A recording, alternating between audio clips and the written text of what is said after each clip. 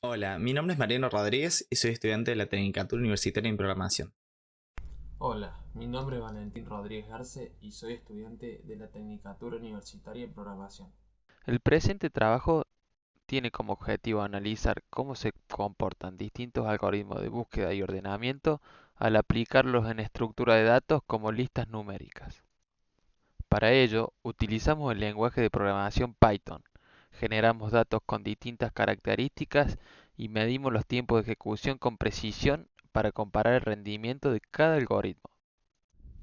Este análisis nos permitió observar cómo influye el tamaño y la disposición de los datos sobre la eficiencia de cada método.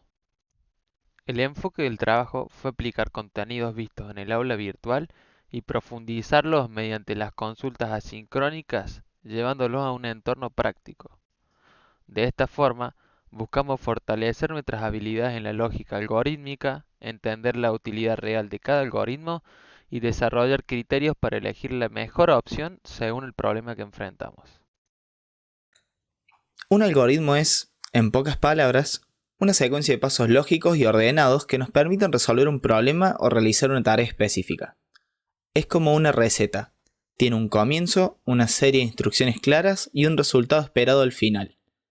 En programación, los algoritmos son fundamentales.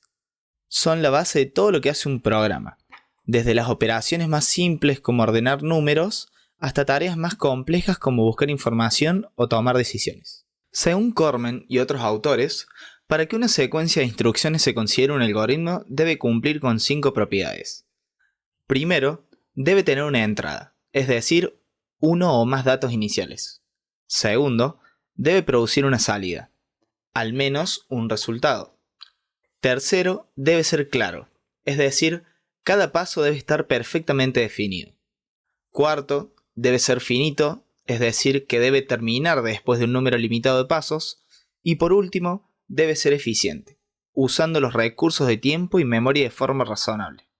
Estas características nos permiten analizar si un algoritmo no solo funciona bien, sino también si es claro, correcto y eficiente para resolver problemas reales en la informática. Algoritmos de ordenamiento. En cuanto al ordenamiento, implementamos 5 algoritmos que son muy conocidos en la programación. El primero fue burbuja, un método simple que compara pares de elementos adyacentes e intercambia aquellos que están desordenados. Aunque es fácil de entender, su rendimiento es bajo en listas grandes. El segundo, selección. Recorre la lista buscando el mínimo y lo coloca en su lugar. Requiere menos intercambios, pero su tiempo de ejecución sigue siendo elevado para datos extensos. También trabajamos con inserción, que simula cómo uno ordena cartas en la mano. Este método es más eficiente que los anteriores en listas pequeñas o parcialmente desordenadas. En cambio, Quicksort y Mergesort son mucho más eficientes, especialmente con listas grandes. Ambos usan la estrategia de dividir la lista en partes más pequeñas para ordenarlas por separado y luego combinarlas. Estos últimos mantienen una complejidad de O n logaritmo de n, lo que los vuelve muy útiles en escenarios reales donde el rendimiento importa. Los algoritmos de búsqueda son fundamentales en programación, ya que nos permiten encontrar información dentro de una estructura de datos como una lista o un arreglo. Su propósito es claro, saber si un determinado valor está presente y si es así, en qué posición se encuentra. Son especialmente importantes cuando trabajamos con grandes volúmenes de datos porque elegir el algoritmo correcto puede mejorar mucho el rendimiento del sistema. Existen diferentes tipos de algoritmo de búsqueda. A continuación, te presento dos de los más utilizados. Primero, la búsqueda lineal, también conocida como búsqueda secuencial. Esta técnica consiste en recorrer cada elemento de la lista uno por uno, comparándolo con el valor que buscamos. Si lo encuentra, devuelve una respuesta positiva. Si no, continúa hasta el final. Es muy fácil de implementar y funciona incluso si la lista no está ordenada. Sin embargo, puede ser lenta en listas largas, ya que necesita revisar todos los elementos. En el peor caso, su complejidad es n y en el mejor 1, si el elemento está al principio. Segundo, la búsqueda binaria, que es mucho más eficiente pero requiere que la lista esté ordenada previamente. Este algoritmo divide la lista por la mitad y compara el valor central con el que estamos buscando. Si no coincide, descarta la mitad en la que el valor no puede estar y repite el proceso. Esto hace que el número de comparaciones se reduzca drásticamente. Su complejidad en el peor caso es logaritmo n y en el mejor también puede llegar a ser 1. Es ideal para listas grandes donde el orden ya está garantizado. Eficiencia y notación Big O. La eficiencia de un algoritmo se refiere a qué tantos recursos necesita para funcionar, especialmente en términos de tiempo y memoria. Para analizar esa eficiencia de forma objetiva, usamos algo llamado notación Big O, que se escribe como una letra O mayúscula seguida de una expresión matemática. Esta notación nos muestra cómo crece el tiempo de ejecución a medida que aumentan los datos de entrada, lo que se representa con la letra N. Según el caso, un mismo algoritmo puede comportarse de manera distinta. Hay tres escenarios posibles. El mejor caso es cuando el problema se resuelve con el menor esfuerzo. El peor caso cuando se necesita el máximo de número de pasos. Y el caso promedio, que es lo que suele pasar normalmente. Ahora doy algunos ejemplos comunes de notación Big O. O1. Siempre tarda lo mismo sin importar el tamaño de los datos. ON.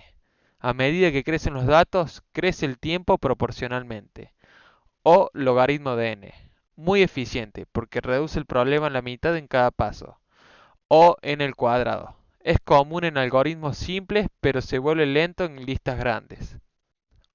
O n logaritmo de n. Tiene una eficiencia intermedia y es lo que usan algoritmos como Quicksort y MergeSort. Entender esta notación es clave para poder elegir el algoritmo más adecuado, ya que una mala elección puede hacer que un programa tarde mucho más en ejecutarse. Según Cormen y otros autores, esta notación nos da una base teórica sólida para comparar distintos algoritmos, sobre todo en términos de escalabilidad. En el procesamiento de datos, una de las tareas más comunes y críticas es el ordenamiento de grandes volúmenes de información.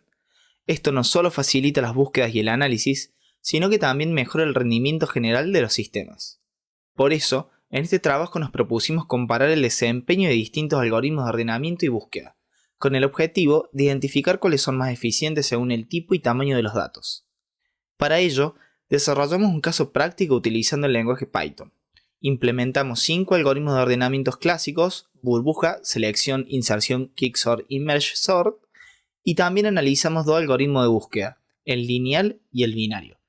Cada uno fue evaluado con listas de diferentes tamaños y formas, aleatorias, ordenadas e invertidas. En las pruebas de ordenamiento usamos listas de 500, 1000 y 2000 elementos. Para las búsquedas utilizamos listas de 50 hasta 100.000 elementos y seleccionamos como objetivo el número -1, que intencionalmente no está presente. Esto nos permitió evaluar el comportamiento de los algoritmos en su peor caso, donde deben recorrer o examinar toda la lista. Para medir los tiempos de ejecución, usamos una función específica que registró con precisión cuánto tardaba cada algoritmo en milisegundos. Los resultados se imprimieron por consola, permitiendo una comparación directa entre los métodos. Como era de esperarse, algoritmos simples como burbuja o inserción mostraron bajos rendimientos en listas grandes. En cambio, quicksort y mergesort mantuvieron tiempos estables y fueron mucho más eficientes. En cuanto a la búsqueda, el método binario fue claramente superior, pero solo cuando los datos estaban ordenados previamente. Como les mostramos en las capturas anteriores, este es el código completo de Python con todos los algoritmos incluidos. Podemos observar que se encuentra burbuja, selección, inserción, quicksort, mergesort, junto con los algoritmos de búsqueda lineal y binaria, nuestra función de medir tiempo y las funciones que utilizamos para comparar los ordenamientos, en este caso, y las búsquedas. En el momento que nosotros ejecutemos nuestro archivo Python, podremos observar en formato de tabla cuáles son los resultados de cada una de las ejecuciones.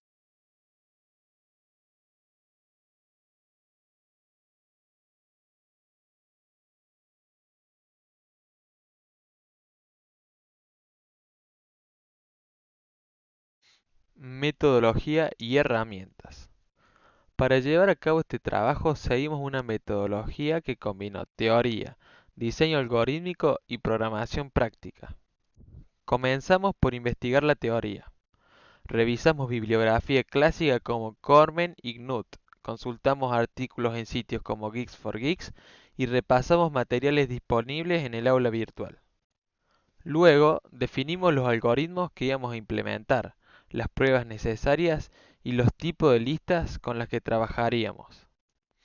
Toda la implementación se realizó en Python, utilizando Visual Studio Code como entorno de desarrollo. Además, usamos Git y GitHub para llevar un control organizado del proyecto y asegurar la correcta entrega. Conclusiones. Este trabajo fue sumamente valioso para aplicar los contenidos desarrollados en el aula virtual y profundizados mediante consultas asincrónicas. Nos permitió fortalecer nuestras habilidades en lógica de programación y comprender cómo la elección del algoritmo correcto puede marcar una diferencia significativa en el rendimiento de un sistema. También entendimos que no existe un algoritmo ideal para todo, sino que cada uno tiene su contexto óptimo de aplicación según el tamaño y la organización de los datos. Además, esta experiencia práctica consolidó nuestros conocimientos sobre eficiencia algorítmica y sobre cómo medir objetivamente el comportamiento de un programa. Finalmente, trabajar de forma colaborativa nos permitió integrar distintas habilidades, distribuir tareas de manera más efectiva y complementar los conocimientos individuales para lograr un producto final sólido y funcional. Muchas gracias por acompañarnos en esta presentación. Esperemos que haya sido claro, interesante y que refleje el trabajo que hicimos. Gracias por su tiempo y atención.